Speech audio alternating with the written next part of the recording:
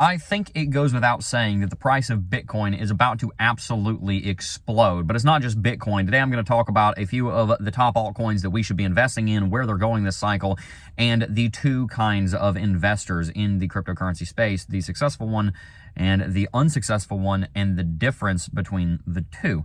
Let's first start off with a quick recap. We have the most pro-cryptocurrency government in the history of the United States coming into office in the next 2 weeks. Donald Trump is going to be inaugurated on January the 20th. We've got an enormous amount of pro-crypto candidates that are coming, not candidates, congressmen and women that are now in office that are going to help pass some very serious landmark legislation for the adoption of not only Bitcoin, but also of cryptocurrency. Stuart Alderoty and Brad Garlinghouse, the CEO and CLO of Ripple, had a private dinner with Trump recently. And while we don't know the exact details of that dinner just yet, we do know that it was, quote, very fruitful, and that we're likely going to have a lot of bullishness coming to XRP this cycle, as well as Ripple and Ripple stablecoin. So let's talk a little bit about where these different markets are going, starting with Bitcoin. First of all, the base case for this year of 2025 for Bitcoin is at least $150,000 to $200,000. That means that Bitcoin is almost certainly going to at least double from where it is right now. There's going to be a time in the not so distant future where you're going to say, I wish I could have bought more at $98,000, because the price of Bitcoin is going to be so much higher than it is right now. That's why we buy Bitcoin every single day, and you should consider doing the same. When I got into Bitcoin, Bitcoin was trading at $2,900, and what I wouldn't give to go back 7 years ago when I got into the space and buy more with the knowledge and the wisdom and the money that I have now of Bitcoin. And in 7 years, I'll be saying the exact same thing about $98,000.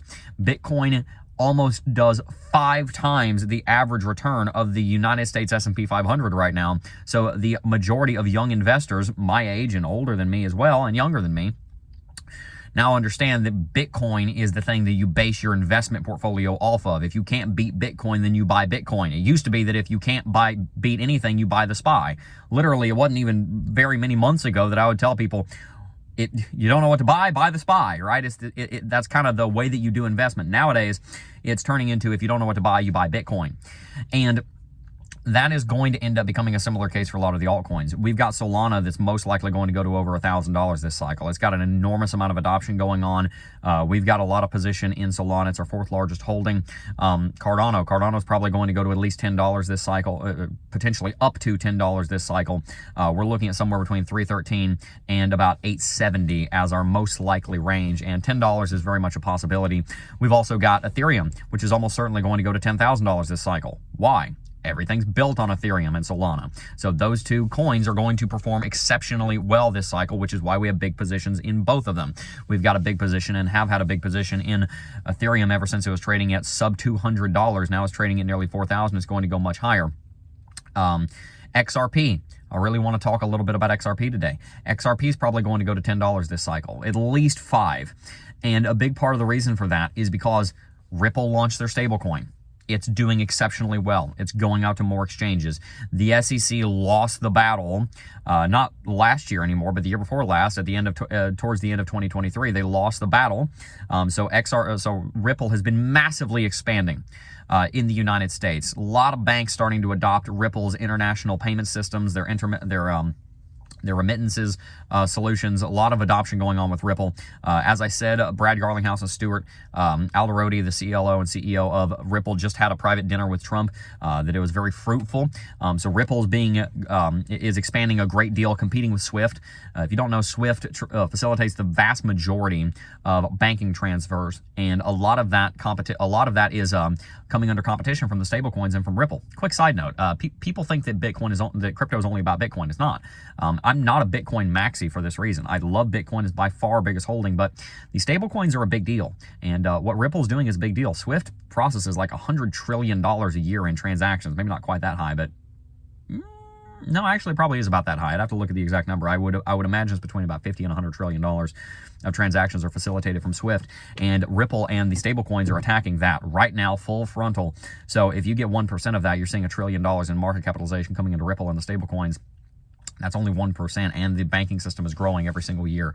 So with the growth rate, it's just absolutely bonkers. So Where do I think the market's going? Bitcoin base case 150, 200. Honestly, if we do get a reserve from the states and from the United States federal government and from 2-3 dozen countries that are talking about it, even if only half of those, even if only 10% of the people that are talking about building a strategic reserve of Bitcoin do so, you're probably seeing Bitcoin go to $300,000 to $400,000. If it all takes place, I mean, you could see Bitcoin hit $500,000 this cycle. Most likely, we're looking at between $150,000 and $350,000 this cycle on Bitcoin. So that's why we continue to stack sats. If you don't know what to do, you stack sats, right? Now, as far as the other altcoins, Ethereum, XRP, Cardano, they're most likely going to 10,000 on Ethereum, and Cardano and XRP could go as high as $10. That would be a stretch, but I do think that they will both at least go to 5, which is at least a double from where they are right now, and potentially even higher than that. Solana very well will go to $400 to $600. $1,000 is a stretch, but it's very much in the realm of possibility. Some of your smaller coins will also succeed greatly, and there's a lot of reasons that we have these predictions that we've talked about in streams and videos up to date. Now, I want to talk about the two different kind of investors, because there's two kinds of people in the market right now that are watching this video, and most of them fall into one of two camps. And the first camp, these are the investors who are typically a lot newer to the space, and they've been here for a couple of weeks, couple of months, and they don't really know anything about how money works. They just kind of figured out how Bitcoin works.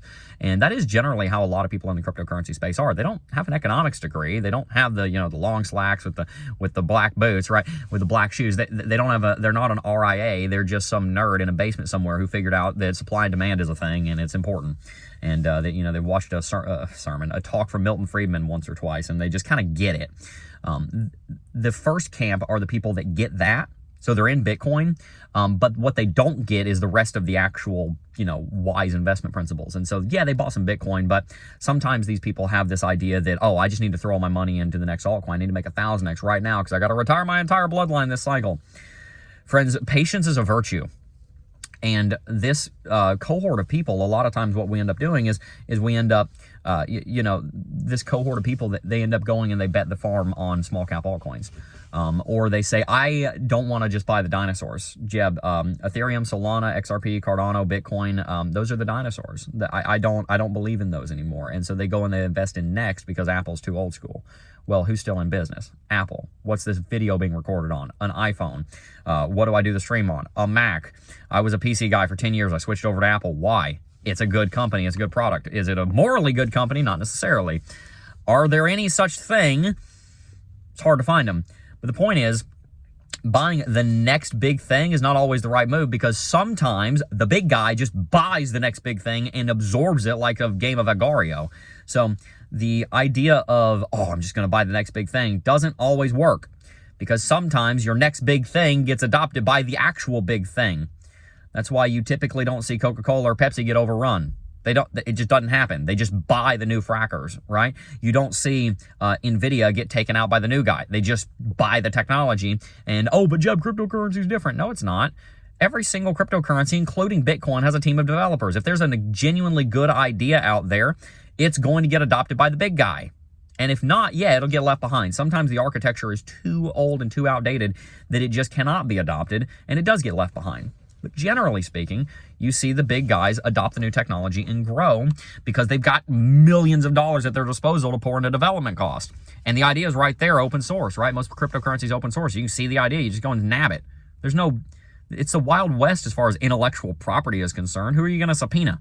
A blockchain? Good luck. What are you going to do? You going to subpoena some code? Right. So the thing that we've got to remember is that there are good projects out here, Bitcoin being one of them. It massively stomps the stock market. People that build wealth in the United States, they build wealth one of two ways. They build wealth by investing for the long term in assets that they reasonably expect will be worth more in 5 to 10 years than they are right now, and they do that, or they start a business. If you're like me, you do both. This is a business. Newsflash, I get paid to make these videos. I don't do it for the money. I do it because I want to benefit you guys and I want you guys to succeed, but it's a business because I'm a capitalist and I'm not sorry about it. Welcome to the way the world works. Go to a communist nation, try to find a Costco. It's not there because they don't have any food. Capitalism is what provides you with food. Capitalism is the thing you're watching this on. You're welcome. I'm a capitalist. You're welcome. A capitalist made the car you're sitting in. You're welcome. Okay, I can put my soapbox back in there. The point is, if you want to make money, people do it one of two ways, and typically if you make a lot of money, you did both. You start a business and you invest. You do one of those two things or both of those things, you make a lot of money. How do those investors and how do those business people succeed? They do so with long-term strategies that they are disciplined and consistent in. So this first cohort of crypto investors sometimes don't get that, and they think that they can just kind of bounce around from project to project because, oh, it's the next big thing, not realizing that the actual big thing is probably going to absorb the next big thing. Now, sometimes there is genuinely a disruptor. Bitcoin is genuinely a disruptor, right? The automobile was genuinely a disruptor. So there are times to buy the next big thing. But when we buy the next big thing, we've got to be buying a quantum leap forward, not just a marginal improvement. The reason that Cardano and Solana have an actual chance at competing with Ethereum is because of a quantum leap forward from proof of work to proof of stake. Ethereum went to proof of stake, but because of the way Ethereum was built and it's so old, it's still not anywhere near as good as the proof of stake that's going on Cardano and on Solana. So you run into an issue there where Solana and Cardano are genuinely a quantum leap forward. You run into an issue where Bitcoin is genuinely a quantum leap forward over gold. So that's where we buy the innovative new technology. But we don't do what the noobs do, and we buy the next big thing that's actually just slightly better than the last thing. Oh, we went from 14 million TPS to 2 billion TPS. Well, who the hell is going to use 14 million TPS anyway? It doesn't make that big of a difference. Okay, it's a bigger number, but people don't care enough to switch, right? Facebook's been around for 15 years. It was a quantum leap forward over MySpace, right? People use YouTube because there was a quantum leap forward over television. It was fundamentally, massively different. So the first group of crypto investors are the people that don't understand the difference between quantum leaps forward, and marginal improvement. If there is genuinely a quantum leap forward, then that's where you invest in that. If there's not, then you stick with the big guy. That's how you succeed with investment. Now, the other group of crypto investors are the people with wisdom. These are the people that have been here for a while and they got burned enough to realize that BitConnect isn't going to make you money. Consistent investment's going to make you money. There's two things that make you money with investment: the return and the principal. Have you ever noticed that if you plug into a compound interest calculator, there's only really 3 variables that you can adjust? There's the time frame, which is basically how patient you are, how long you're going to wait. There's the principal, either the beginning balance and or the additional contribution every month, day, year, whatever. And there's the rate of return. Those are pretty much the only 3 variables you can control. So an investor understands that if those are the only 3 variables that I can control, then I'm going to get dang good at all 3 of them. I'm going to get really patient. I'm going to make a lot of money. And I'm going to seek the highest return possible. But we've also got to consider that the return is a risk to reward ratio, not just the reward. We're not just seeking the highest reward, because we can find the next meme coin that could 10,000x, but we're not considering the risk that it might only be there for 3 seconds and you're not going to catch the top and you'll actually lose money on it. We're not considering the fact that it might get rugged. We're not considering the fact that it might disappear tomorrow. We're not considering the fact that we could have accidentally bought the top. We just don't know. Right? So can you get lucky with small cap coins? Yes. Can you even put a strategy to it? Yes. Is it a hell of a lot of work and you're very likely to get burned? Yes. Does it work sometimes? There's a story floating around the internet right now. I have no idea if it's true or not, that the founder of FedEx, they ran out of money. So he took the last $5,000 of the company's money, took it to Vegas, put it on the blackjack table, and came back with 27 grand, kept the company running. Does that work sometime? Yeah.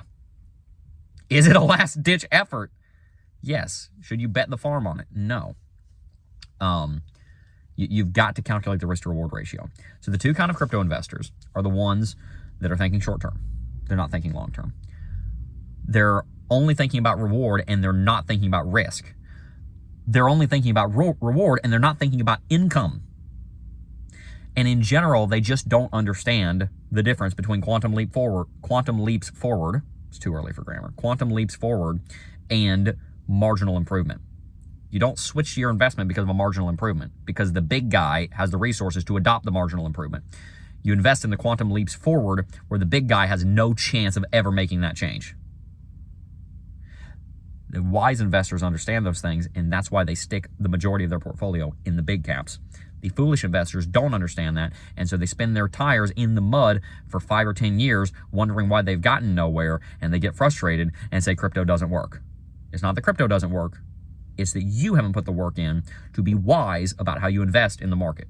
That's why the vast majority of our portfolio, 90% plus, is in the top 10 coins.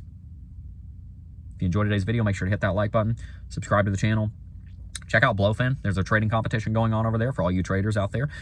If you sign up, there's a $200,000 prize pool at stake. So sign up, go ahead and get started. A lot of money to be made over there. A lot of rewards you can get. A lot of the traders over there already got hundreds or thousands of dollars of rewards coming to them. So check out Blowfin.